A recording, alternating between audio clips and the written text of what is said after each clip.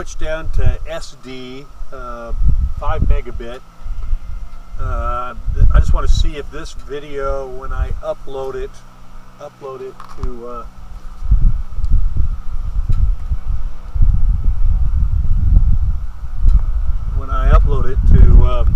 YouTube, whether it keeps its audio. But we seem to have a problem with that. Not sure why, but we'll make it a minute. Got some guy running his blower down here for some reason.